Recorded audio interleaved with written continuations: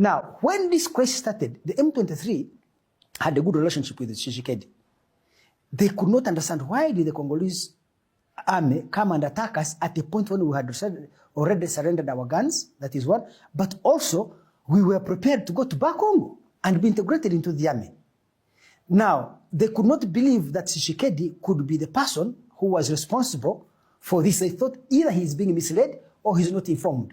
How do we reach Tshisekedi? They tried and failed. Then they came to me as an elder in this region. And they said, we are informed. The M23? M23. Directly contacted you? Directly contacted me. They called me. I was driving in my car. Somebody calls me, a Ugandan, and says, the leaders of M23, they would like to meet you. I thought they wanted to see me as a journalist. I said, he has a great story, so I'm going to write a great story.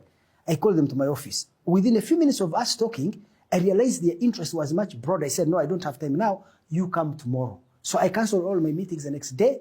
They came, we met, I think, for 5 hours. And this is a story they told me, which I've just told you. We were in the middle of implementing a peace agreement we signed with the government of DRC. We had surrendered all our guns. We had assembled at an agreed point, all of us to be transported to Bakongo. Then we were attacked, and we have to defend ourselves. Now a rebellion has started.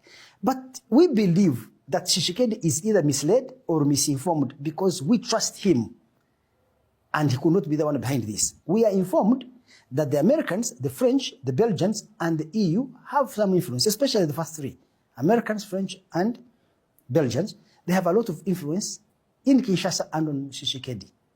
Can you help us talk to the embassies of France, Belgium, the EU, and the Americans in Kampala so that they can open for us an informal channel of communication with the government in Kinshasa?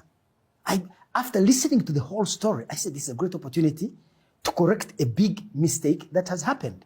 So I approached the French. The French told me, we cannot talk to M23, we are not allowed.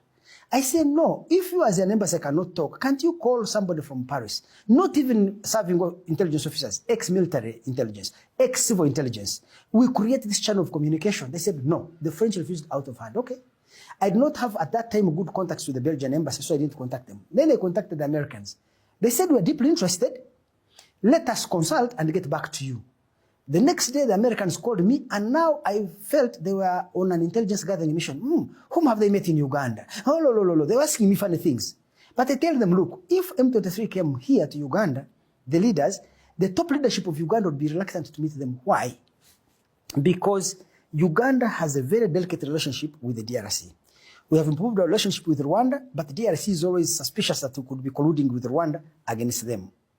So Uganda is very careful to keep a distance from M23 in order to sustain our good relationship with Congo because of Operation Suja going there. We don't want to endanger it.